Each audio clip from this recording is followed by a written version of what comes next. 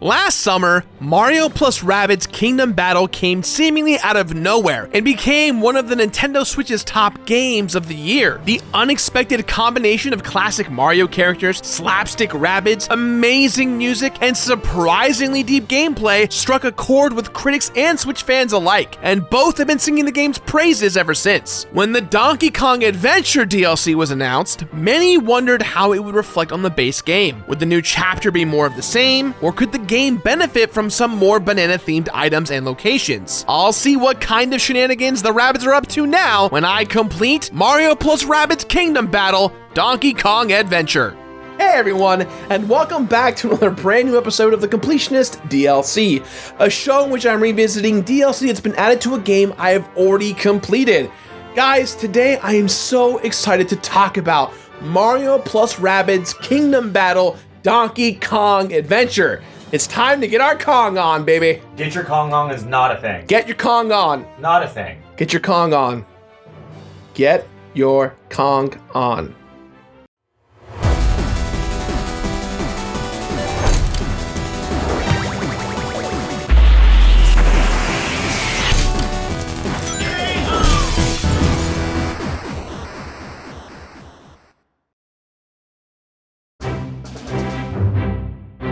Playing Mario and Rabbids Kingdom Battle was an incredibly smooth and streamlined strategy experience, both funny and fun. Mario and pals got to test their tactical skills with a totally new game style, and the music and visuals were icing on the cake. I was hyped on everything about this game, and my admiration for it has only grown over time. The Rabbids must have hired an amazing PR guy because Kingdom Battle makes me love them, and I used to hate them. Honestly, if you haven't checked out the base game because Rabbids freak you out, or you can't even imagine Mario and pals using weapons, put your biases aside and give it a shot. The core gameplay is a turn-based tactical strategy game in the mold of Final Fantasy Tactics or XCOM, but it has a unique identity all its own. The Mushroom Kingdom aesthetic and the incredible music by Grant Kirkhope pushed this game over the top. Completing Kingdom Battle was unexpectedly fun but draining at the same time. There is a ton of content. I actually had to give myself more time and delay the video's release because there was more to do than I originally thought. The exploration wasn't too difficult, and finding all the collectibles and weapons wasn't too bad. It just took time. There were some deceptively difficult combat challenges towards the end, and overcoming those challenges felt amazing. It basically made me feel like Rocky climbing the steps. I gave the game a finish it since I personally didn't feel that checking every box provided a proportional reward, but it was still one of my favorite games from last year. Even the developers at Ubisoft Milan were surprised at the extremely positive response the game received. When they began working on the DLC campaign, they put just as much passion and heart in it as they did Kingdom Battle. Creative director David Soliani originally wanted the extra content to just be a few hours long, but his team was boosted by the love of Kingdom Battle, and they went all out to create a massive additional adventure. The DLC, known as the Donkey Kong Adventure, contains one entire new world to explore, but it feels at least as big as two. There are several new zones. Since the DLC takes place in a similar world to Donkey Kong Country Returns, there is plenty of variety to be expected. I hear that there are some change-ups to the original gameplay formula too. I'm looking forward to seeing what mini-bosses, stage hazards, and new playable characters have been included in the game to make it feel different. Nothing wrong with a Mario-themed ice cream sundae, but sometimes I'm craving a big beefy banana split, baby. If you're already a fan of the base game, you have an idea of what to expect from the DLC. Donkey Kong Adventure aims to build off the fantastic foundation of Mario plus Rabbids, and to not be the last banana left in the bunch. You know how there's always that one sad, pathetic, puny, brown, rotting banana left after you've worked through a pile of big, fresh bananas? I hope this DLC doesn't make me feel like that banana. It's kind of a strained metaphor, but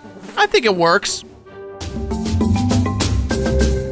Donkey Kong Adventure delivers more of the stuff I loved from the original game with the shiny coat of DK lore over everything. Now, because I put so much effort and time into the first game, the challenges for completing this DLC don't seem too difficult at all. It's a worthy addition to the Mario plus Rabbids universe and a solid game in its own right. The core gameplay of Mario plus Rabbids involved exploration, some light puzzle solving, and tons of battles. Donkey Kong Adventure doesn't shake up the formula too much, but instead of elements from Mario games influencing every corner corner of the levels, areas are packed full of bananas, barrels, and beaches, aka the three most important things in life. Exploring the tropical landscape for secrets is rewarding and helps break up the action from the more strategic battle sections. Each mini chapter has several battles to complete, and that's where most of the action in this game takes place. DK, Rabbid Cranky, and Rabbid Peach battle hordes of baddies to meet specific victory conditions like defeat all the enemies or collect specific items. The battles are definitely the heart of the game, and I love the slight changes and tweaks to the combat. Kind of like how Wallace sometimes has a little mohawk or some flair. Same dog, but the details are what make him special. Donkey Kong Adventure's story is just as loony and implausible as the original Mario plus Rabbids, so it fits right in with the rest of the game. When a massive washing machine smashes into the ground outside of Princess Peach's castle, Rabbid Kong and everyone and everything nearby it gets sucked into the Donkey Kong universe. This raises some interesting timeline and proximity questions for Mario and pals, and I'm sure someone somewhere on the internet has one of those red string corkboards connecting all the dots. Rabbid Peach is also sucked into the washing machine and is separated from the original crew from the game. Upon coming to, she's attacked by some Ziggies, but just when it looks like her situation is about to get dire, the leader of the bunch shows up and saves the day by hucking a menacing Ziggy into the sun and giving an amazing thumbs up to the camera. Perhaps this may be the best character intro ever. After that, it's up to Rabbid Peach, Rabbid Cranky, and Donkey Kong himself to gather up pieces of the damaged washing machine / teleporter so that they can get back to their main dimension and timeline. You know, standard Mario stuff. One of the things that surprised me the most about Kingdom Battle was how genuinely funny it was. The same is true for Donkey Kong Adventure. The Rabbids don't talk in any language I recognize, and neither does DK, despite my weekly gorilla lessons. But I still understood every little eye twitch, squeak, and angry walking stick jab.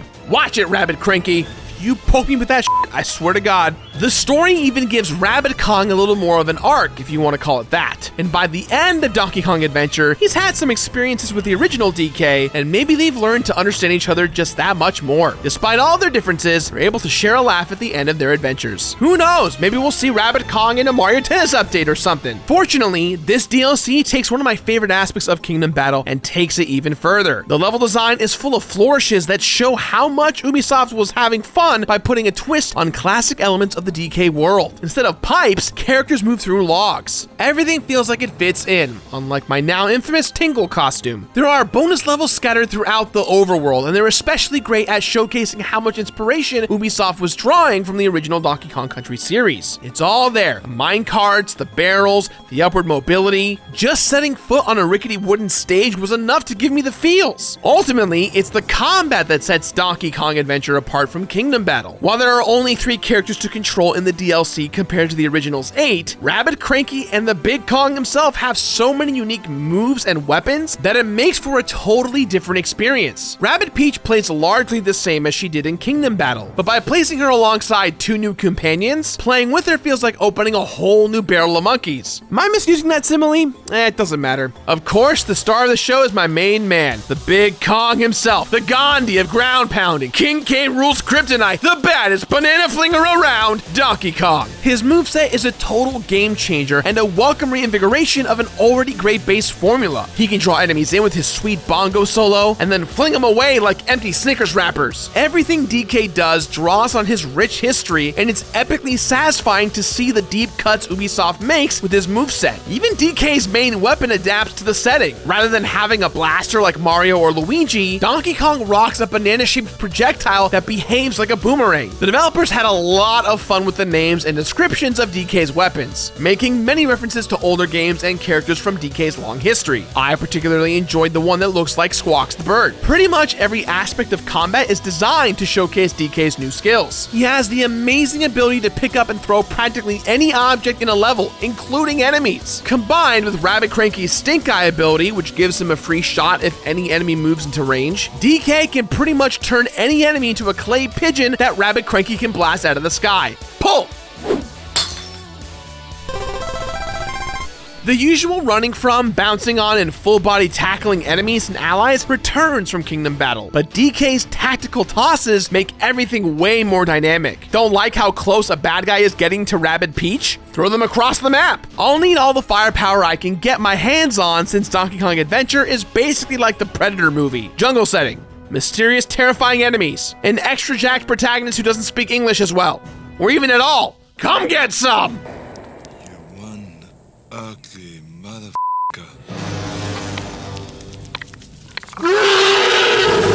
To purchase weapons in the game, I'll need to farm bananas like I'm shaking down the Chiquita banana lady. Bananas are now the main currency, instead of the original game's coins. If this DLC is anything like the main game, there are secret weapons as well, only unlocked after finding certain collectibles. The new weapons and characters' abilities really flesh out the already expanded combat. There's more than just trash mobs to get through. The game throws interesting mini-bosses and big bosses in as well. They have their own tactics, and each one has techniques that work better against them. I particularly enjoyed setting up my team to take down this hammerhead shark-wearing rabbit. It would run away if it took certain damage, making the fight a little more complicated than normal. Luckily, there are weapons that receive a damage bonus if used against a boss enemy. You know, just to throw another factor into the strategy hole. The environmental puzzles are surprisingly frequent and act like a nice sorbet to cleanse the palate after bruising combat encounters. Most involve pressing switches in the right order or pushing blocks to cover pads. And some seem like they're straight out of God of War. Looking at you, totem alignment torch puzzle thing. But I thought they did provide just the right amount of change up. Once again, the ultimate gangster Grant Kirkhope fucking delivers on the music. The tunes in Kingdom Battle is one of my favorite aspects, and it's just as awesomely delivered here in the DLC. It's super cool to think about how Grant Kirkhope, a former Rare employee, gets the chance to remix music made by his old co-worker David Wise. There are subtle remixes and nods to Donkey Kong Country and DK64, and it all works seamlessly to make the entire experience cohesive. Hats off and peels out to you, friend.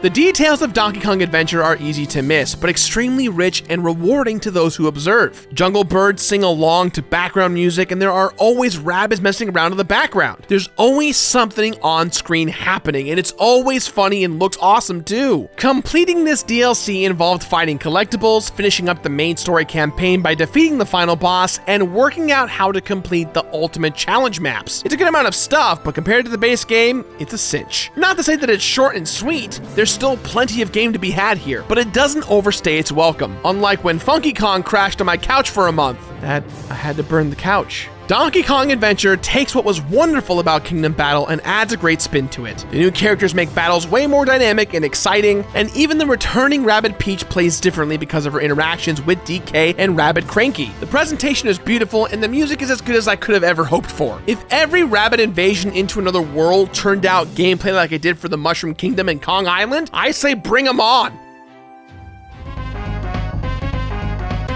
I enjoyed every minute spent with the DLC for Kingdom Battle. It takes what the first game did and puts a new twist on it. However, also like Kingdom Battle, there are diminishing returns for completionists. While not nearly as difficult or time-consuming to complete as the base game, Donkey Kong Adventure doesn't give too many incentives for players to dig out their metal detectors and go scrounging around the beach like I do on the weekends. The ultimate weapons that appear as a reward for finding every puzzle piece are sweet and funny, but come almost too late in the game to make a difference in the final battles. Same deal with getting every secondary weapon. The game makes every effort to force players to change up their strategies, but at a certain point, they'll probably just find the combination of skills and weaponry that works for them, even if they don't use the most maxed out weapon. Although I did enjoy the extra punnery that the creators put on the late game equipment. Few things I love more than a good pun. Completely filling up the in-game museum with artwork, music, and 3D character models results in a couple of big golden rabbit Kongs in the main menu that show you've gotten 100% of everything. Fun touches, sure, but nothing like a new multiplayer mode or the ability to take DK or Rabbid Cranky to the main game,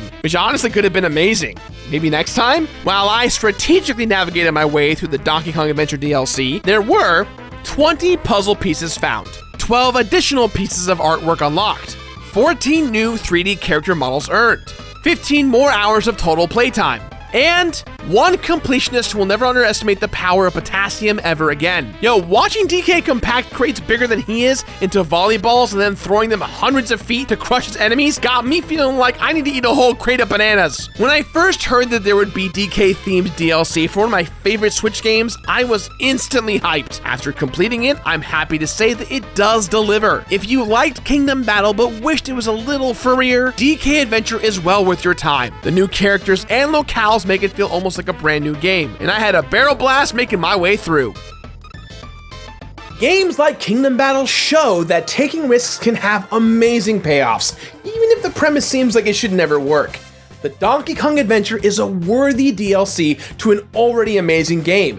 I wish there was some way to bring DK into the main story, and it's a shame that the overall aspect of the DLC and the game don't really have a big payoff for 100% completion. But this DLC gives me full confidence and belief in future collaborations with Ubisoft and Nintendo. So, with that in mind, guys, I give this game my DLC rating of download it. Download it. That's all time we have for today, guys, so please, as always, let me know what you thought about today's episode somewhere on the internet. If you like the show, leave a like on the video to indicate that you like what you see so we can make more videos like this. Let us know in the comments down below what future DLCs you want to see. I know a lot of you want to see Hat in Time, so Hat in Time is probably going to happen. If you missed the other DLC video we did an update video for Sonic Mania Plus. You can give a click or tap to that right here on the screen. And hey, subscribe. You might like what we do. I don't know, maybe. Subscribe because you like me. Subscribe for my beard. Let me know why you subscribe in the comments down below. I'll see you next week. Bye-bye.